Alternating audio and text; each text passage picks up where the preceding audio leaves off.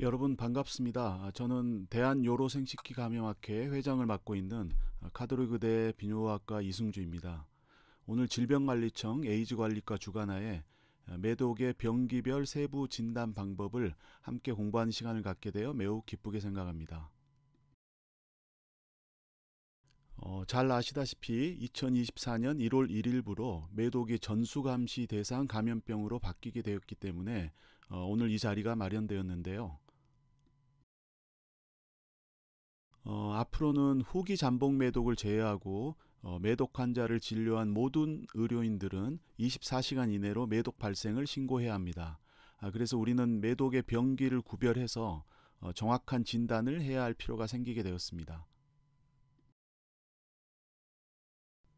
매독균은 상당히 복잡하고 아주 독특한 생활사를 가지고 있는 매우 특이한 세균이기 때문에 매독균의 특성을 잘 이해하는 것이 매독의 진단에 아주 중요합니다. 따라서 오늘의 강의는 먼저 매독의 총론 부분을 살펴보고 병기별 진단 및 치료를 확인한 후에 마지막으로 실제 증례를 가지고 토의하는 시간을 갖도록 하겠습니다. 첫 번째로 매독균인 트레포네마 팰리덤과 매독균에 의한 매독 질환의 전체적인 총론을 살펴보도록 하겠습니다. 매독은 임질과 함께 가장 오래된 성병이고 최초의 항생제인 페니실린이 개발되기 전까지 유럽을 비롯하여 전 세계적으로 만연하였음을 우리는 역사적 기록을 통해 잘 알고 있습니다. 1940년대 페니실린을 매독에 사용하기 시작하면서 매독은 급격히 감소하여 잘 유지되는 것처럼 보였습니다. 하지만 2010년대부터 미국, 일본, 유럽 등 선진국에서 급격히 증가하는 양상을 보이고 있고 아마 우리나라도 현재 증가하고 있거나 앞으로 크게 증가할 것으로 예상되는 상황입니다. 트레포네마 팰리덤은 모양부터 독특합니다. 나선형의 와인 따개처럼 생겼고 높은 운동성을 가지고 있어 감염력이 무척 셉니다. 빛이 있으면 잘 안 보이고 어두운 암시야 현미경에서만 관찰이 가능한 은둔의 세균이고 인간만이 유일한 숙주이며 1940년대에 잘 쓰였던 페니실린이 아직도 내성 발생 없이 효과적인 유일한 세균입니다. 근데 이 매독균의 여러 가지 독특한 생물학적 특징이 진단을 매우 어렵게 하고 있습니다. 먼저 구조를 보시면 패소제네시티를 담당하는 아우터 멤브레인에 다른 gram 음성균들이 가지고 있는 라이포폴리사카라이드가 없고요. 구성 단백질도 매우 적습니다. 그래서 열에 약하고 쉽게 부서져서 생활 환경에서는 생존할 수가 없고 2시간 이내에 사멸하는 구조를 가지고 있습니다. 인간의 몸 안에서만 살아야 하는 거죠. 그리고 우리가 세균 감염을 진단할 때 사용하는 필수 방법인 실험실 배양이 되지 않는 세균이기 때문에 진단이 또 어려워졌고요. 또 이 세균과 맞서 싸워야 하는 우리 몸의 면역을 잘 유발하지 않아 스텔스 패소젠이라고도 부릅니다.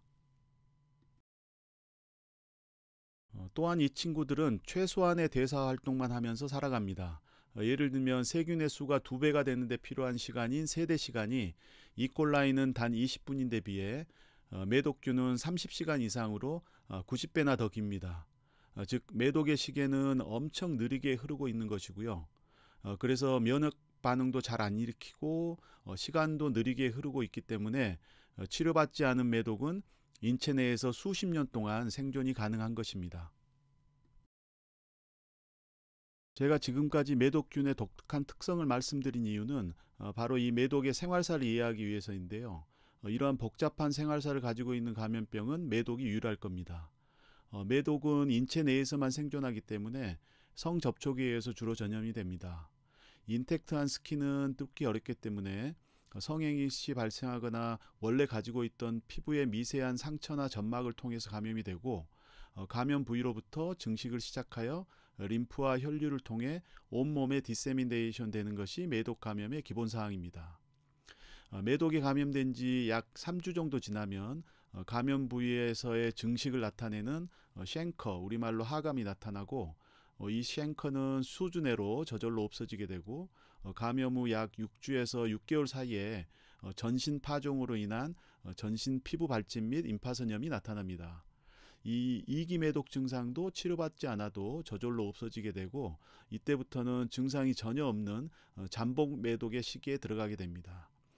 이기 매독의 약 25%에서는 이기 매독 증상이 다시 나타나는 재발성 이기 매독을 겪게 되며 중요한 것은 이 1기와 2기 매독의 증상이 있을 때만 전염력을 갖게 된다는 것입니다.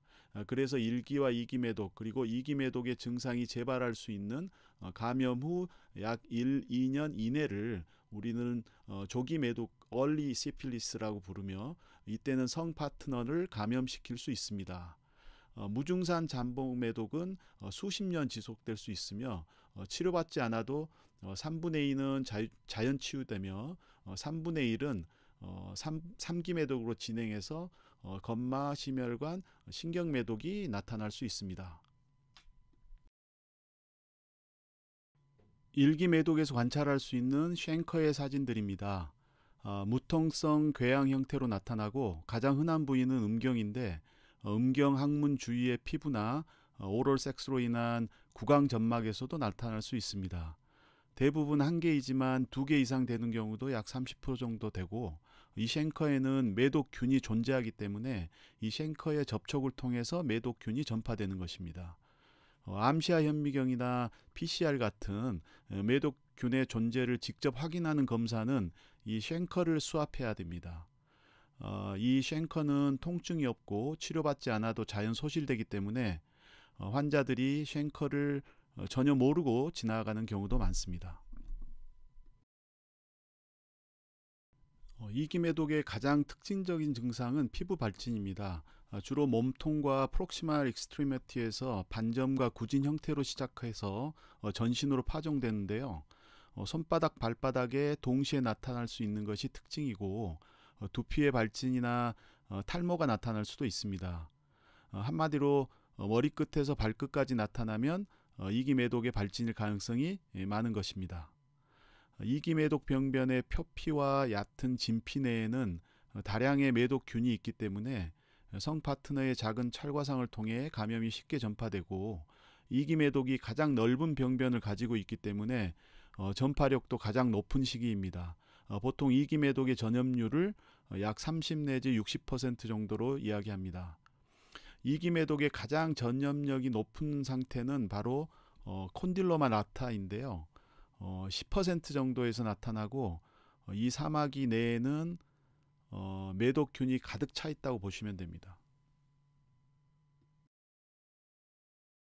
앞서 말씀드렸듯이 1기와 2기를 거친 매독은 잠복 상태로 들어가게 됩니다. 그리고 1기와 2기 매독 사이에도 증상이 없는 잠복 시기가 있습니다. 감염 후 1년 또는 2년 이내의 조기 잠복 매독은 눈에 잘 안 보이는 증상이 있을 수도 있고 2기 매독의 재발이 나타날 수도 있기 때문에 전염성이 있는 시기로 간주합니다. 감염 후 1년 또는 2년이 지나면 후기 또는 만기 잠복 매독으로 들어가게 되는데 동물들의 겨울잠 동면의 시기라 보시면 될 것 같습니다. 이 시기의 매독균은 대사를 최소화하여 감염으로 인한 특별한 문제를 일으키지 않는 상태로 수십 년을 보내게 되며 전염력도 물론 없습니다. 증상이 없는 사람이 매독 혈청 검사에서 양성이 나타났다면 맨 처음 할 일은 히스토리 테이킹을 통해 매독 감염의 히스토리와 과거 치료 여부를 물어봐야만 조기와 후기 잠복 매독을 구별하여 치료를 결정할 수 있고 감염 기간을 모르고 치료 경력이 없다면 후기 잠복 매독에 준해 치료하게 됩니다. 치료받지 않고 잠복 상태로 들어간 감염의 3분의 2는 자연 치유될 수 있지만 일부에서는 3기 매독 증상이 나타날 수 있습니다. 물론 최근에는 다른 감염 질환으로 인한 항생제 사용이 많아지면서 자연 치유 비율이 늘어났을 것으로 추측이 되며 실제 임상에서도 3기 매독 환자를 만나기는 굉장히 드뭅니다. 아래 사진은 최근에 발표된 우리나라 증례입니다. 48세 여자가 얼굴 피부에 soft, non-cancerous growing mass로 내원하였고 매독 혈청 검사 양성 소견에 20년 전 매독 감염 및 부적절한 치료 병력이 있었던 건마를 가진 3기 매독 증례입니다. 오른쪽 사진은 페니실린 치료 후에 호전된 소견입니다.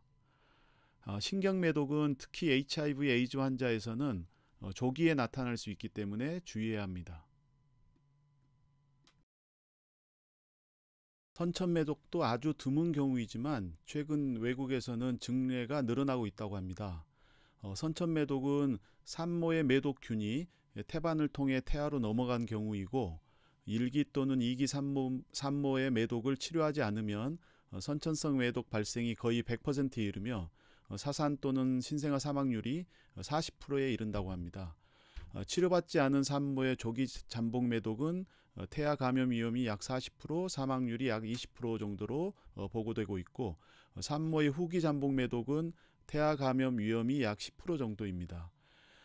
선천성 매독이 있는 모든 신생아의 약 절반이 초기 검사에서 정상이기 때문에 진단에 주의해야 되고 감염이 추정된다면 치료를 실시하거나 추적 관찰을 잘해야 합니다. 결론적으로 임신 중 활동성 매독이 의심되는 경우 태어난 신생아를 철저히 조사하는 것이 중요합니다. 다음은 매독의 진단과 치료를 알아보겠습니다. 매독의 치료는 페니실린이 있어서 아주 쉽지만 매독을 진단하여 병기를 정확하게 구별하는 것은 결코 쉽지만은 않습니다. 그래서 총론적인 이해가 필요했습니다. 매독의 진단은 임상 증상과 실험실 검사로 이루어집니다.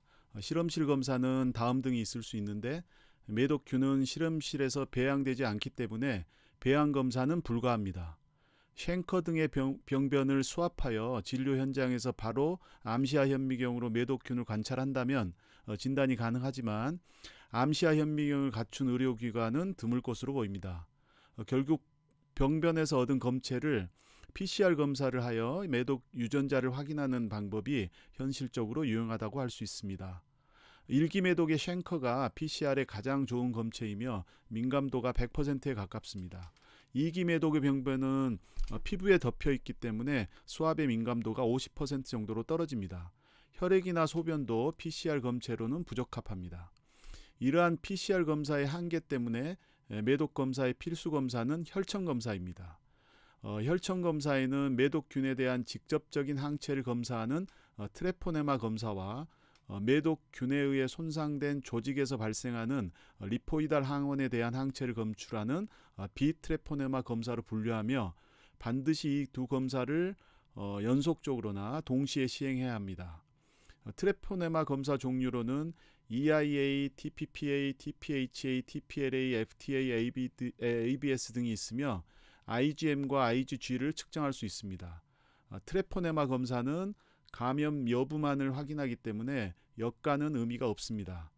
비트레포네마 검사에는 RPR과 VDRL이 있으며 매독균의 액티버티를 나타내기 때문에 역가를 측정하는 것이 중요합니다. 지금부터 트레포네마 검사와 비트레포네마 검사의 항체 변동을 보여주는 그래프를 보여드릴 텐데요. 어쩌면 오늘 강의의 가장 중요한 부분이 될 것 같습니다. 그림에서 초록색과 붉은색 곡선이 트레포네마 검사 IgG를 나타내고 있는데 한 번 감염되면 치료 여부에 관계없이 평생 양성으로 유지됩니다. 그래서 현재의 액티브 감염과 과거 감염을 구별할 수도 없고 치료를 받아도 네거티브 컨버전이 되지 않기 때문에 치료 여부를 확인할 수도 없습니다. 타이터도 변하지 않기 때문에 역가도 임상적으로 의미가 없습니다. 오로지 매독에 감염된 적이 있는지를 확인하는 것이며 한 번 감염되면 평생 감염 병력을 낙인받으며 살게 되는 것입니다. 왼쪽 아래의 청색 곡선은 IgM의 변화를 나타내는 것인데 조기에 상승했다가 후기에는 네거티브 컨버전이 되고 IgG만 남아있는 것을 확인할 수 있습니다. 이 그림은 non-treponemal 테스트, 즉 RPR과 VDR의 역가 변화를 나타내는 그림입니다. 아주 중요하고 유명한 그림입니다. 세로축은 RPR의 역가를 보여주고 있고요. 가로축은 연 단위의 시간입니다. 실선으로 된 곡선은 치료받지 않은 매독의 역가 변화입니다. 매독에 감염되면 먼저 항체가 형성되는 시기가 필요합니다. 이 시기에는 매독에 감염되어 증상이 나타날 수도 있는데 항체 검사는 위음성일 수 있습니다. 이 시기를 윈도우 피어리드라고 하며 약 2주에서 늦으면 12주까지도 갈 수 있습니다. 이후에 RPR의 역가는 급격히 상승하며 보통 1대 32, 1대 64 이상으로 나타나게 되고 매독 활성도가 가장 높은 시기인 1기와 2기 매독에 해당합니다.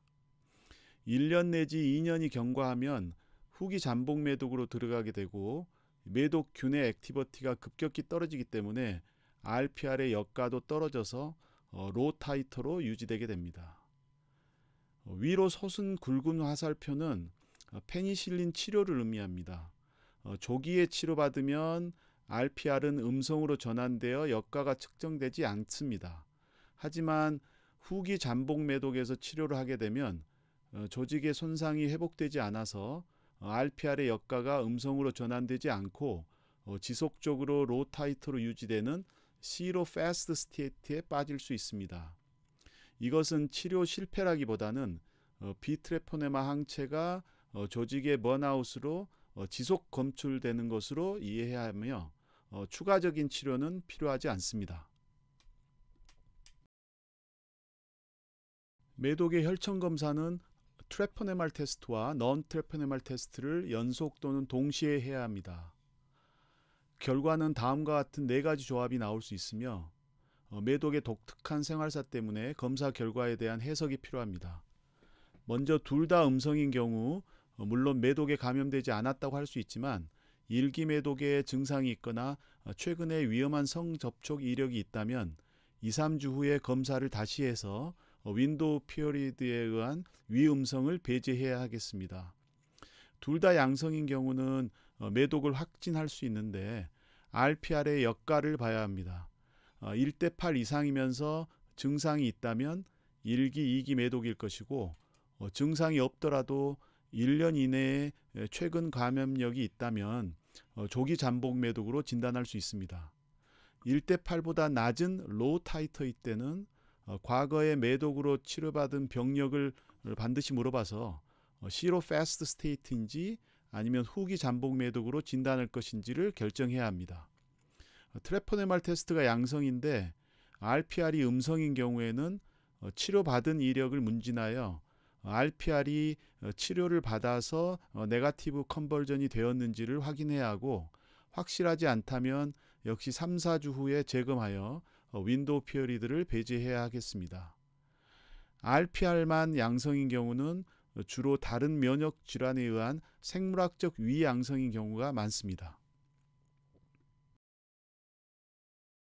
선천 매독의 진단은 산모의 매독 감염이 선제 조건이기 때문에 필수 혈청 검사로 산모와 신생아 모두에서 트레포네마 검사 양성이 나와야 합니다. 그리고 신생아에서 검출된 트레포네마 IgG는 태반을 통과한 산모의 항체일 수 있습니다. 그래서 태반을 통과하지 못하는 트레포네마 IgM 검사를 신생아에서 시행하여 신생아 감염을 확진할 수 있습니다. 또한 비트레포네마 역가가 신생아에서 산모보다 4배 높거나 신생아에서 채취한 검체의 PCR 검사에서 매독균 유전자가 검출된다면 역시 선천 매독을 확진할 수 있습니다.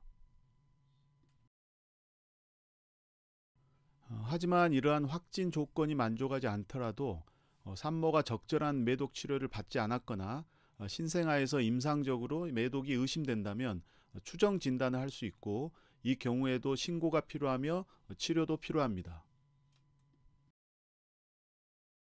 다음은 매독의 치료입니다. 벤자신 페니실린 G가 매독의 유일한 권장 치료 약제입니다.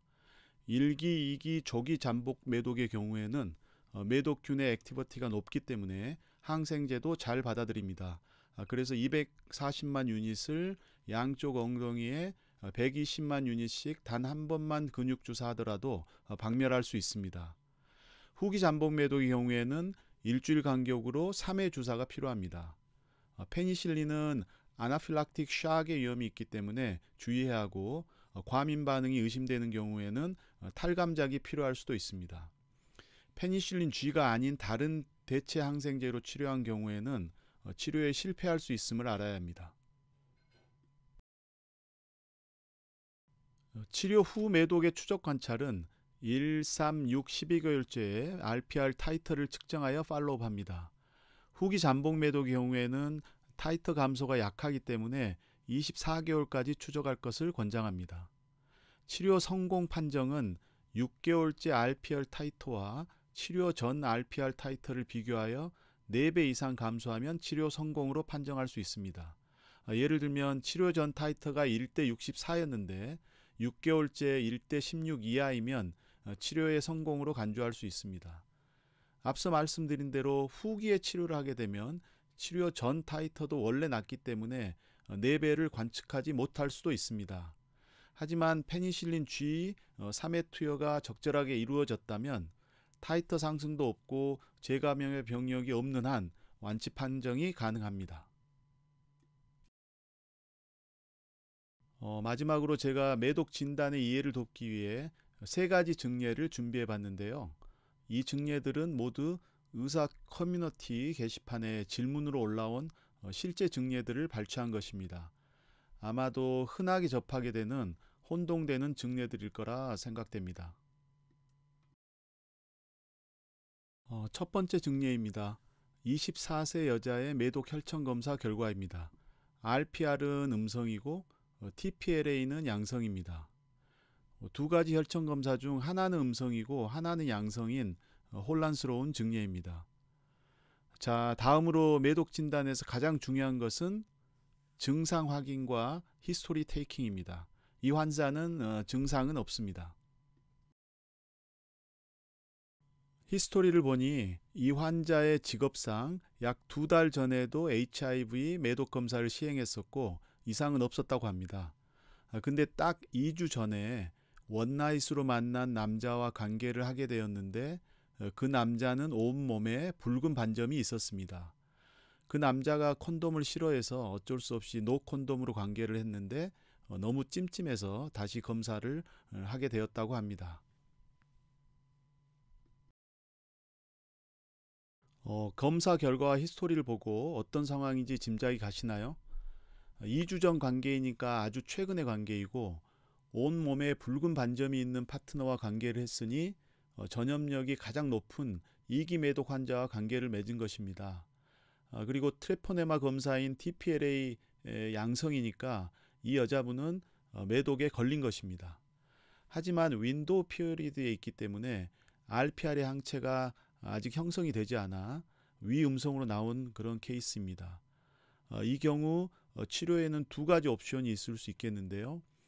2, 4주 후에 RPR 타이터를 다시 확인한 후에 치료를 하는 경우와 환자가 재검사에 대한 순응도가 떨어져서 병원에 다시 오지 않을 가능성이 있으면 그냥 바로 치료를 하는 것입니다. 이때는 치료 전 RPR 타이터가 없기 때문에 6개월째 완치 판정의 조건을 맞추기 어려울 수도 있습니다. 두 번째 케이스는 45세 건강한 남자가 건강검진을 시행했는데 RPR이 약하게 검출되고 TPHA가 양성인 경우입니다.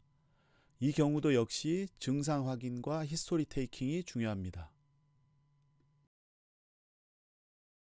환자에게 물어보니 과거 매독으로 치료받은 병력이 확인되었습니다.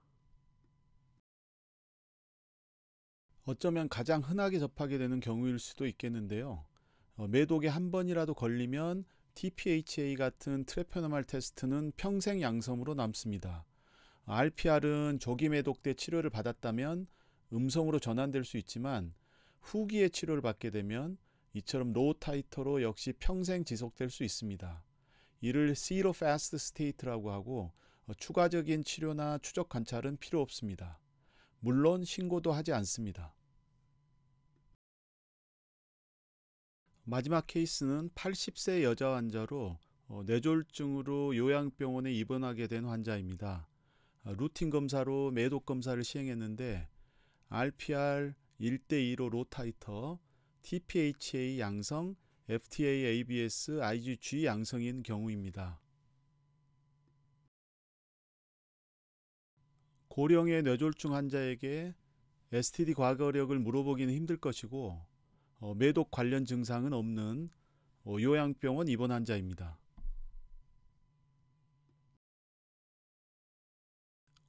원칙적으로 무증상 RPR 로 타이터 환자는 치료 이력을 확인해서 치료 이력이 없거나 모를 경우 후기 잠복 매독에 준해 치료하는 것이 원칙입니다. 하지만 이렇게 고령의 요양 환자에게는 이미 매독이 자연 치유되었을 수도 있고 3기 매독 발생을 기대할 수도 없기 때문에 실제적으로 매독 치료도 의미가 없고 검사의 임상적 유용성도 찾기 힘들다 할 수 있습니다. 이 역시 신고하지 않습니다. 지금까지 매독의 중요한 부분을 모두 살펴봤는데요. 다시 한번 정리하면서 마무리하겠습니다. 다음은 매독의 생활사를 모두 정리한 그림입니다. 가로의 시간축을 기준으로 이 그림은 2년으로 되어 있지만 우리나라 신고 기준은 1년으로 정했고 1기, 2기 매독이 속해 있는 조기 매독은 감염력이 있기 때문에 적절한 치료와 예방이 필요하고 신고를 해야 합니다. 1년 또는 2년이 지난 매독은 증상이 없는 잠복 매독으로 평생 지속될 수 있지만 태아로의 감염을 제외하고는 성매개 감염은 일어나지 않습니다. 후기 잠복 매독은 신고하지 않습니다만 드물게 3기 매독 증상을 확인한다면 3기 매독은 신고해야 합니다. 산모가 매독 환자라면 페니실린에 의한 치료가 임신 중에 즉시 이루어져야 하고 적절한 치료가 이루어지지 못했다면 신생아의 선천 매독을 검사하여 신고해야 합니다. 매독 진단은 혈청 검사가 필수적이고 병변이 있다면 PCR 검사를 추가하여 확진할 수 있습니다. 증상 확인과 감염 히스토리 및 치료 이력 등을 반드시 확인해야만 매독의 병기를 구별하여 적절하게 치료할 수 있습니다. 1기, 2기 조기 잠복 매독을 진단하는 것이 가장 중요하며 후기 잠복 매독은 신고하지 않습니다. 3기 매독과 선천 매독은 아주 드물지만 의심이 되는 경우가 있다면 전문가와 상의하여 진단해야 할 것으로 생각됩니다. 끝으로 질병관리청과 대한요로생식감염학회가 공동으로 개발한 성매개 감염 진료 지침을 소개해 드리겠는데요. 2023년 두 번째 개정을 통해 제3판이 발간되었습니다. stigaide.kr에 접속하시면 PDF 파일을 다운받으실 수 있고요. 기타 성매개 감염에 관한 많은 교육 자료들을 보실 수 있으니 참고하시길 바라겠습니다.